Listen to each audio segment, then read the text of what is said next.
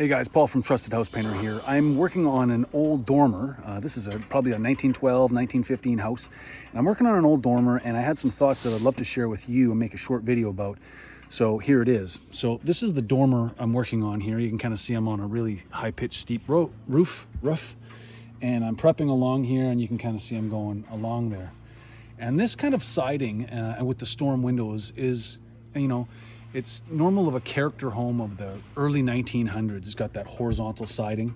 And there's a couple things that I wanted to share with you here because I've done a lot of character houses and heritage houses in my life. And there's a couple characteristics that you should know about, a couple things that I deal with all the time.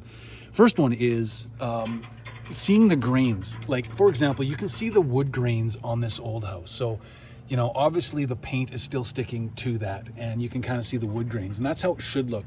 However, when you come around here and you start to lose the wood grains, you'll see that the top 3 or 5, majority of that paint has come off, and that wood is really dark, which means it's letting go of the original primer.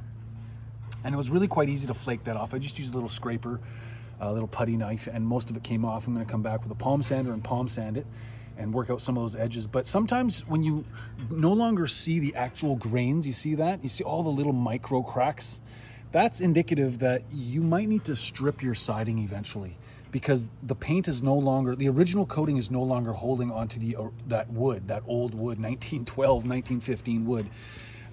So you can see where there's some wood grains here, and that's pretty good. That shows that the wood is still holding, or the wood is still holding on to the original paint and primer, and you can probably add some more. It's not a global failure here, but we'll talk about this in a second. But that's the first thing, is always make sure that if you can no longer see the wood grains, you can kind of see it here too. It's really starting to lose the wood grains. You see that big rough edge? It means the paint is no longer holding. You might want to think about stripping this. I think the general rule is when there's about 50 or 70% of paint failure, you should think about stripping it completely. And the second thing I would like to mention is when you put your siding up against your roof. I see this so common and so often. I've just finished scraping and palm sanding this wood. It's almost ready for paint. I just got to take a little sandpaper in the little corners there that my circular palm sander didn't get. Anyhow, this siding was butted up right against the roof, and if you take a look back, you can see everywhere where it touches the roof, it's failing. The paint is failing, and that's probably because the gutter leaks, or this roof just carries the water down. And as you can see, it's pretty much touching the wood, or the shingles, I should say. And so what that does is when the water runs down, it absorbs into the end grains of the wood, and then it splits the wood. You can see that one there is split. You can see that one there is split. The one above it is split. And as you start to go down, this one's split here. And then, this board here is completely split right open. These ones you can see are split.